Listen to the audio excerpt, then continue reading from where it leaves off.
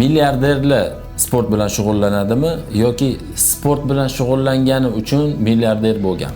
Nima deb o'ylaysan? Inson bitta narsaga erishish uchun, o'zida qanaqadir o'zgarishlarni amalga oshirishi uchun eng yaxshi va eng oson birinchi qadam sport hisoblanadi. Nimaga desangiz, chunki siz o'zgarmoqchisiz, nimadir o'zgartirmoqchisiz, eng asosiysi birinchi tanangizdan boshla olasiz. To'g'ri, erta ongingiz bor, ruhingiz bor, boshqa narsalar bor.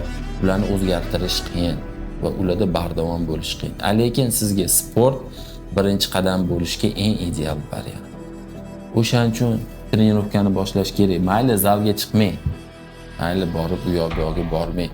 Qachon uyda hozir internet rivojlanayotgan paytda uy sharoitida mashqlar qilsangiz bo'ladi. Nimadir qilsangiz bo'ladi. Bahonaga o'rin yo'q hozirgi zamonda.